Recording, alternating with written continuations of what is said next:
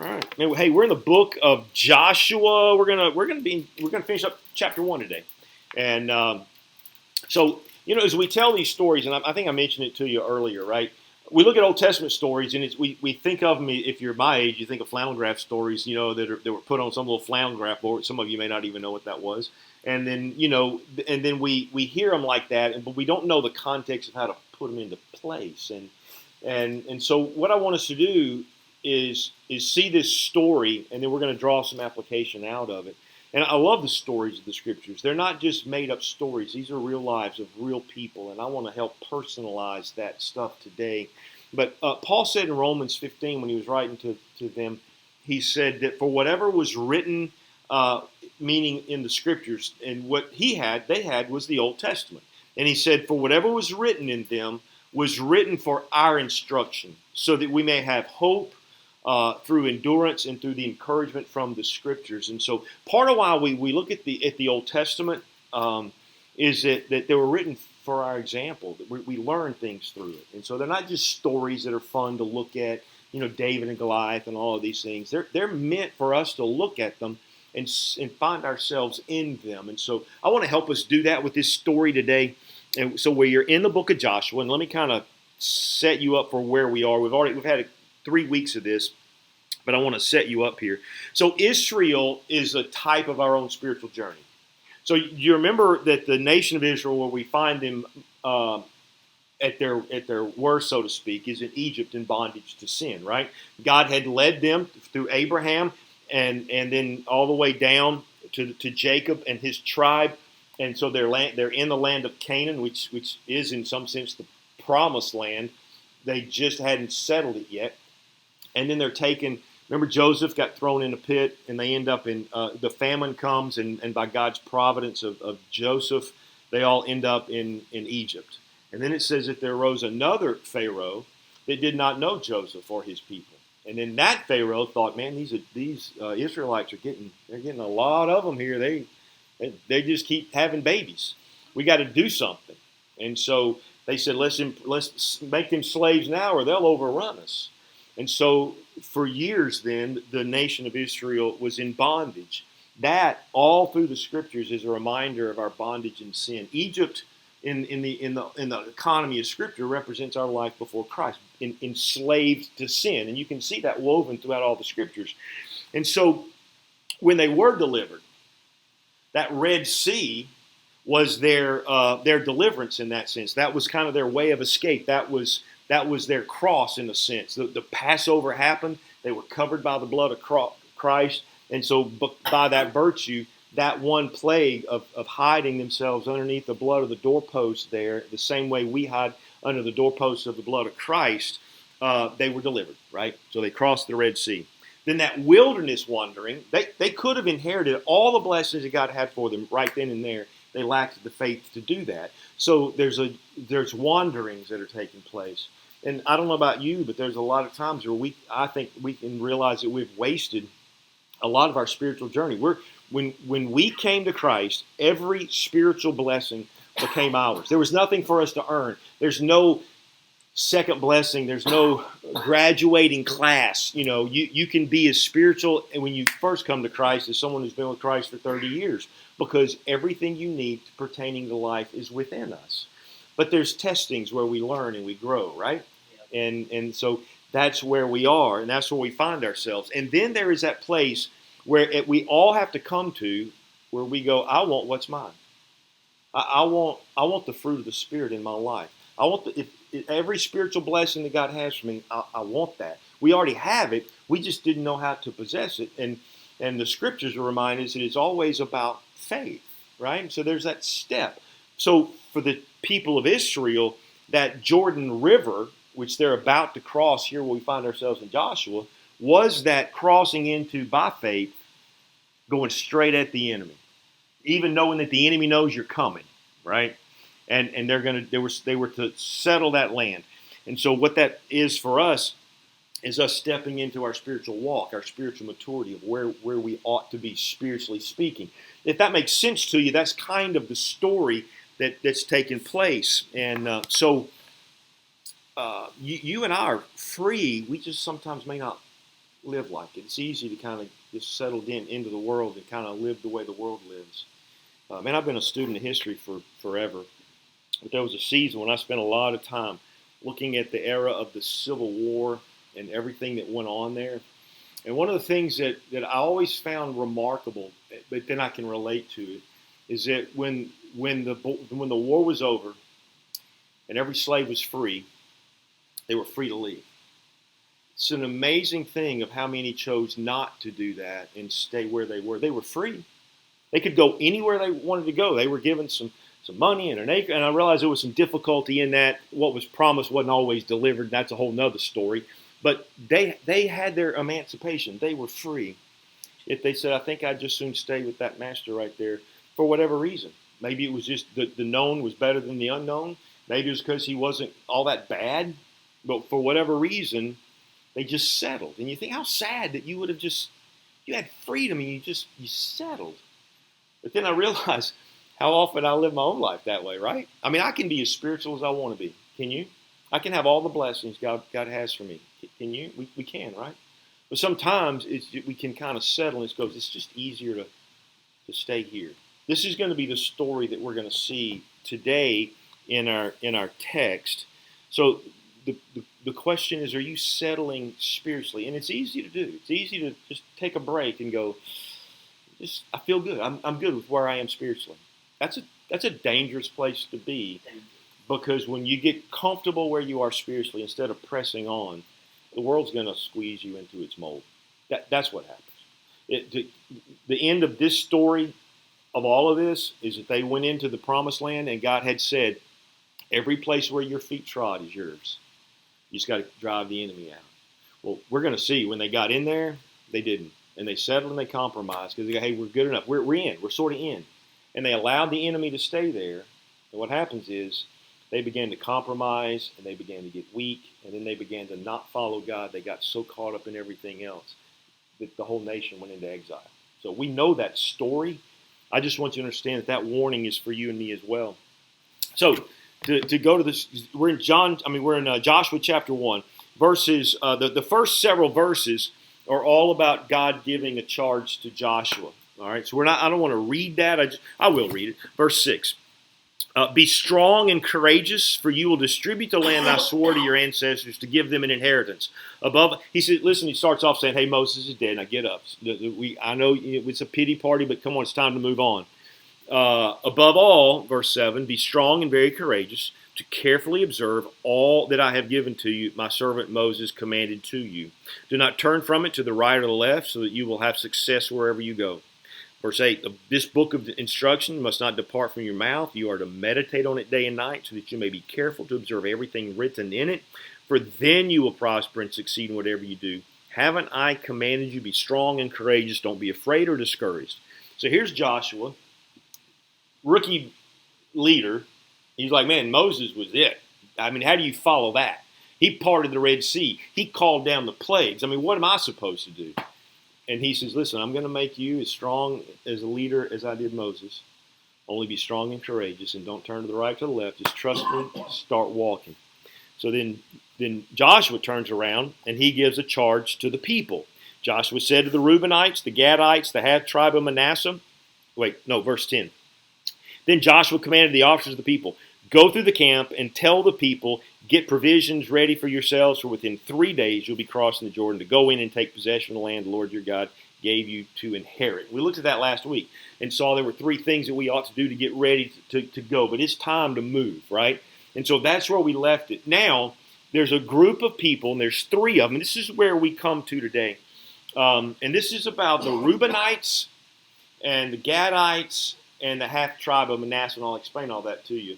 But it's about compromise and mediocrity. So we're just going to read it, and then I want to kind of bring you up to speed on some of this. I say we're going to read it. Let me put some of this in perspective.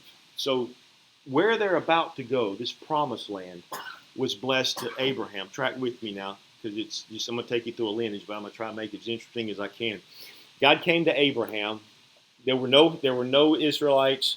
There were nobody. There were just people on the planet. And God called Abraham and said, if you'll leave your home, follow me, and follow where I'm going and leading you.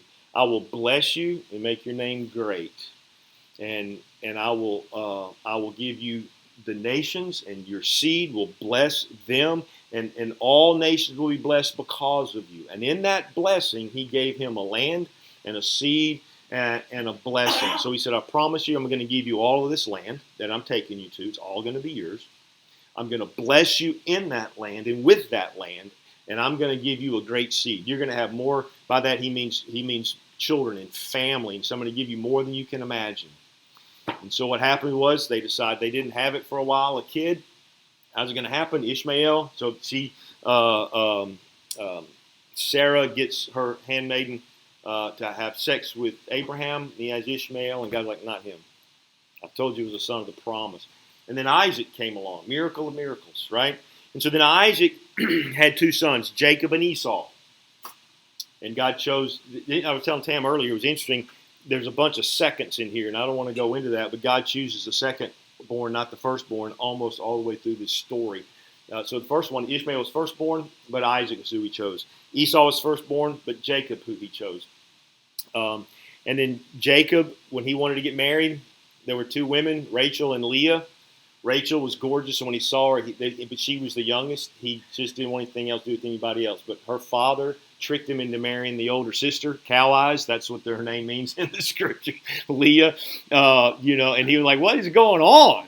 And so he said, "Well, if you'll work for her for 7 years, I'll give you the one you really wanted." And so anyway, he got played in that whole time. But again, it was that God went through Rachel to create the line. Now. It became a baby war.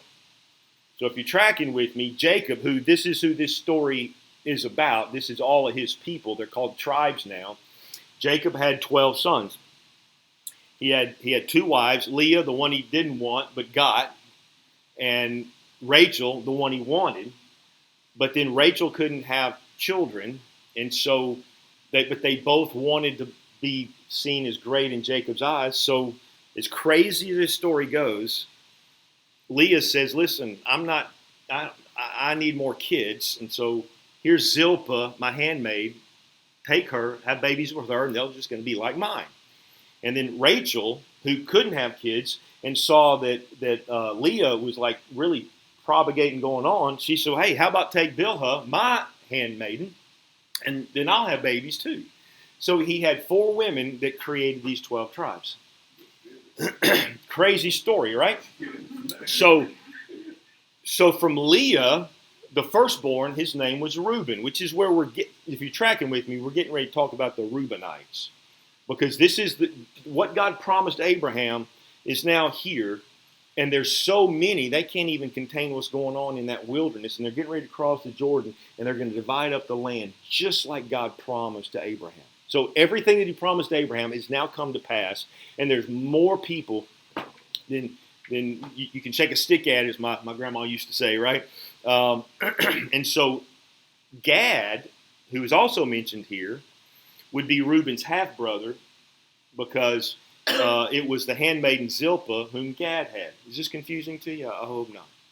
Now, Rachel comes along, and she has a son named Joseph. And then she has a son named Benjamin, whom she barely gets to see. On her deathbed. Having Benjamin, she knows she's going to die, and so she names him Ben-Eli, which means son of my trouble. And Jacob changes the name to Benjamin, son of my loins. And so his name is changed, but she passes away. So you've got, if you're tracking with me, Joseph had 2 sons, Manasseh and Ephraim. God chose, and Jacob chose Joseph over Reuben. It was like Joseph was the firstborn of the woman he really loved. And so, again, it's a second. Reuben was the oldest, but Joseph got the double portion of blessing. So much so that it had to be divided between his sons. And so Jacob adopted those 2 sons of those and said they're going to be like my own. And so that's why you see a half tribe of Manasseh and a half tribe of Ephraim. That's where that came from. I know this is all family stuff and it's kind of weird. I just want to set the scene for what's going on. So when Jacob, the old man here, is going to bless Joseph, his son, his grandsons, Joseph brings them to him, and he places his hands on the sons. Well, he placed his right hand on the youngest son, and Joseph's like, "You got that mixed up, Dad, because you're blind." And he moves his hands, and he goes, "No, I'm doing exactly what I'm supposed to." So Ephraim gets the blessing that really Manasseh should have gotten. So if you followed all of that, this is the backstory of what we're getting ready to look at. When we read it here, it seems like, okay, cool. They want to stay on this side of the Jordan, and God seems to be blessing that. Let's read it, and then I'm going to give you the backstory of all that. So here we are. Is everybody okay with that? We good? Everybody understand? If you got any questions? Come on, holler at me. All right. Joseph said to the Reubenites, the Gadites, and the half tribe of Manasseh, "Remember what Moses, the Lord's servant, commanded you when he said, 'The Lord your God will give you rest, and he will give you this land.'" Now they're on this side of the Jordan. It's called the Transjordan. The promised land was across the Jordan. But here, he said, "I remember Moses told you that you could stay here." And so this is what he says. "The Lord your God will give you rest, and he will give you this land. Your wives, dependents, and livestock may remain in the land Moses gave you on this side of the Jordan. But your best soldiers must cross over in battle formation ahead of your brothers and help them until the Lord gives your brothers rest as he has given you, and they too possess the land the Lord your God is giving them. You may then return to the land of your inheritance and take possession of what Moses, the Lord's servant, gave you on the east side of the Jordan." So he's saying, look, I'm going to let you stay here, but your best soldiers, they're going to get front line. When we cross that Jordan, they're going. And as long as the battles take to defeat that, your soldiers are going to be with us. When all that's settled, then they can come back over here and hang out with their wives and grow their families and everything else. Verse 16, they answered Joshua, "Everything you have commanded us, we will do. And everywhere you send us, we will go. We will obey you just as we obeyed Moses in everything. Certainly the Lord your God will be with you as he was with Moses. Anyone who rebels against your order and does not obey your words, all that you command him, he will be put to death. Above all, be strong and courageous." Now, that's our story. Now, let me give you a little bit of backstory. And how come it looks, Moses was not happy with what Reuben and Gad and Manasseh did. And so I want you to know a little bit of the backstory of this. So I'm going to go to Genesis chapter 35. You want to go there, it's fine. I'm going to tell you the story. So this is, the story I'm getting ready to tell you is before they even go to Egypt. Okay? So they're in the land of Canaan, large tribe. Joseph's the young lad out there that's having dreams, right? All that. Before all of that happened, Reuben, the oldest, does something kind of the unthinkable, and it's found here in Genesis chapter 35. So the last piece that we look at was that Rachel died, giving birth to Benjamin. And it says this, "Israel set out again and pitched his tent beyond the tower of Edar. While Israel was living in the region, Reuben went in and slept with his father's concubine Bilhah, and Israel heard about it."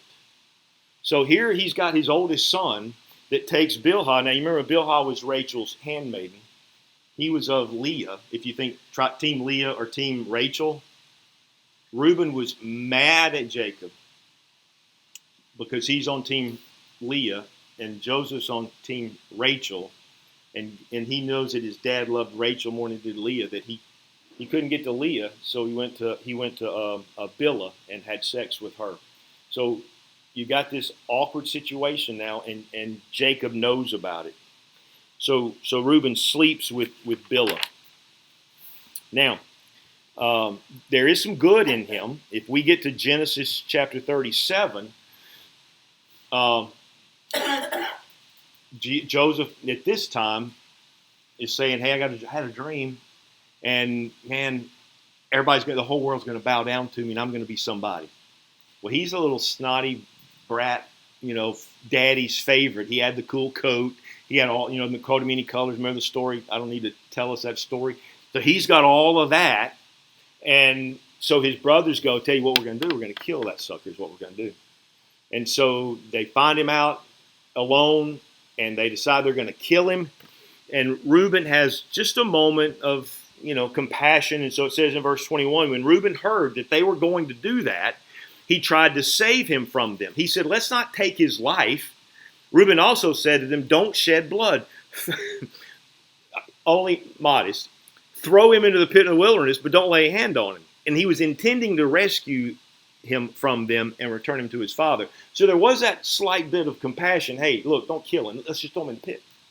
And he's thinking, I'm going to come back around and I'm going to do this thing. Well, what happened was, and you know the story, they ended up throwing him in the pit, and they sold him. So when Reuben comes back and he sees that Joseph's not in the pit, Genesis 29 says, he tore his clothes.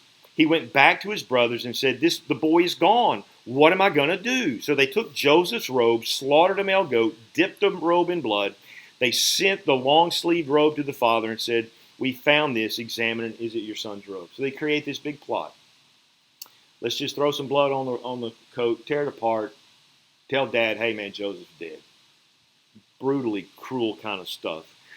And so we find this story. Now, if you're tracking with me, we're going to go to the last days of Jacob. All of this is kind of past. They've already seen Joseph. All that has happened.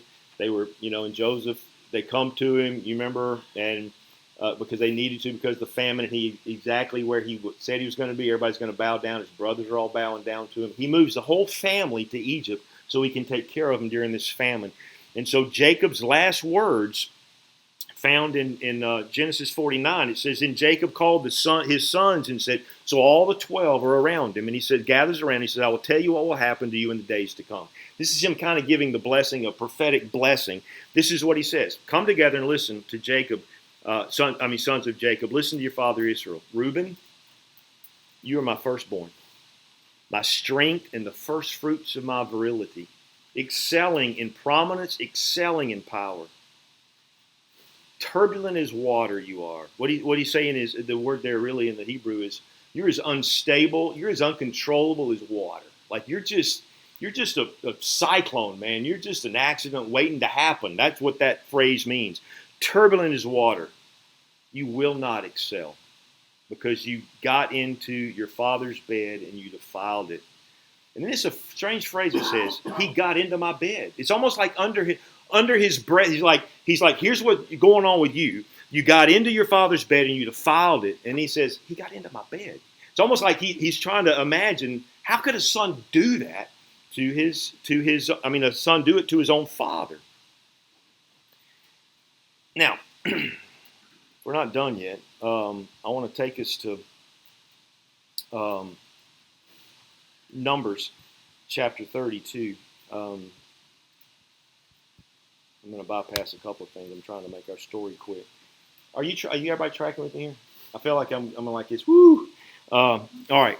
So now I want to take us to Numbers 32. Moses is alive. We're kind of going back in the past to get there. And so he's telling them, hey, we're going into the promised land. But Moses asked the Gadites and the Reubenites, because they said, hey, we want to stay here. We don't want to cross that land. Now listen to Moses' perspective of what Joshua just said. Hey, I know you guys are going to stay here, but you're going to send your soldiers over. This is that backstory. Listen to what it says. But Moses asked the Gadites and the Reubenites, should your brothers go to war while you stay here? Why are you discouraging the Israelites from crossing into the land the Lord has given them? Listen, they already spot out the land. And they wandered for 40 years. Now, Moses isn't dead yet, but he's right there that close. This conversation isn't that far from the one Jacob had with them, if you're tracking with me. So what's happening is the Reubenites, the Gadites, and the half-tribe are all saying, hey, we should all stay here. They're running around encouraging compromise among all of them out of fear. Listen to it as I read it. Why are you discouraging the Israelites from crossing into the land the Lord has given them? That's what your ancestor did when I sent them from Kadesh Barnea to see the land.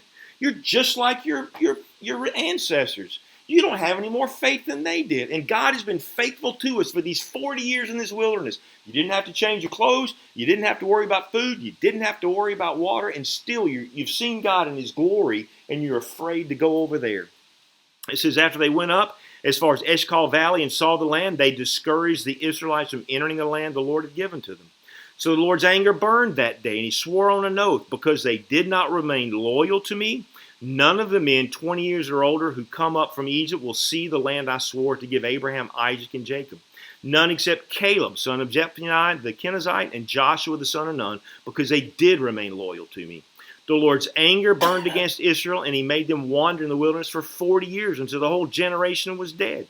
And here you, a brood of sinners, stand in the ancestors' place, adding even more to the Lord's burning anger against Israel. And here you are now with a second chance, and you're still saying you won't go into that promised land, that you'd just soon stay right where you are.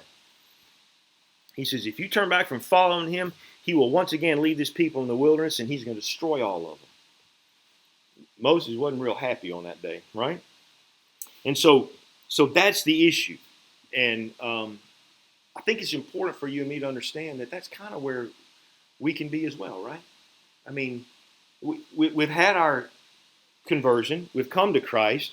We've even had our wilderness journey, most of us, and we've tried things and tried it his way, and then sometimes tried our way and realized that all of that led to difficulty, and we learned and we grew, and we're a little better than we are.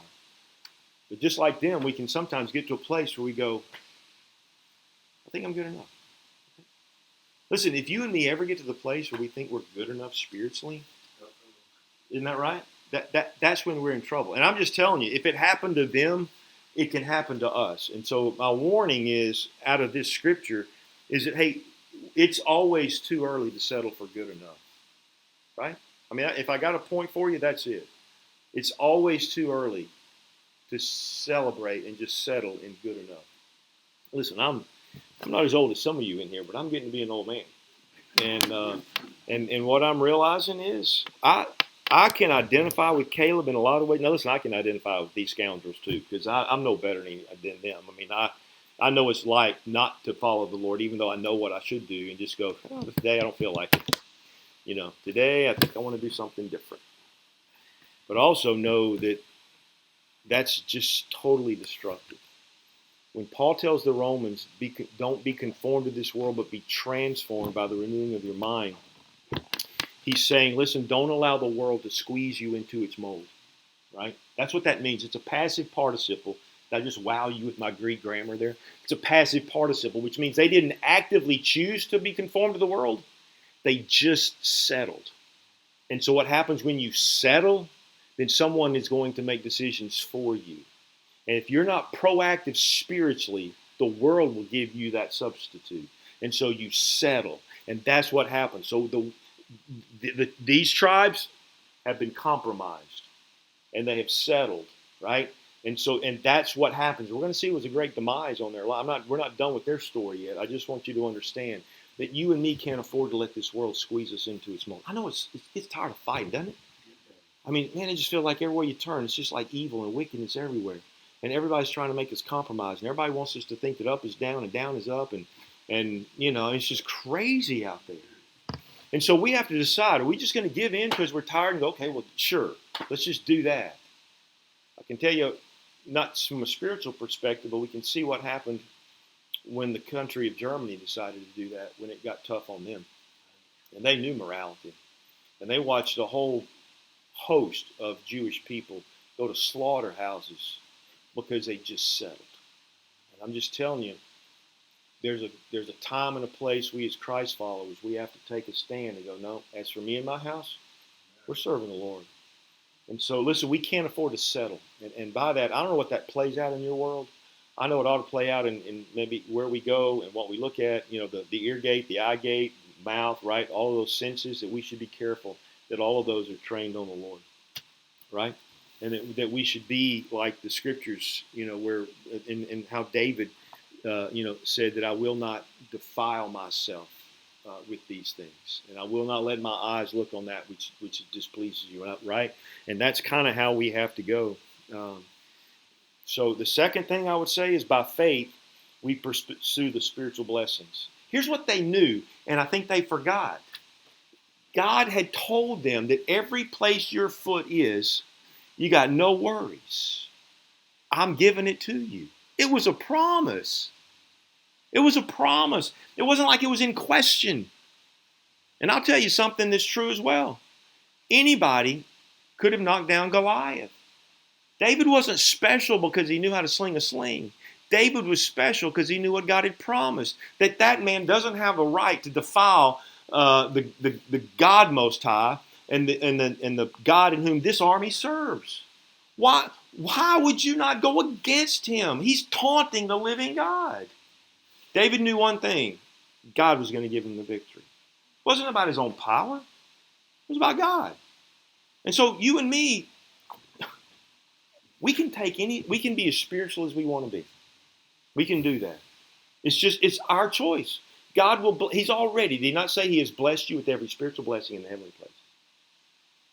Right? I'll never leave you nor forsake you. Everything, we're already walking in our inheritance. Why would we doubt that God won't protect us in the middle of just being faithful to him? Right? Man, we had two giants, spiritually speaking, from my perspective, pass away this week. Harry Reeder at Briarwood Presbyterian Church died this week in a tragic automobile accident. He was a solid man of God.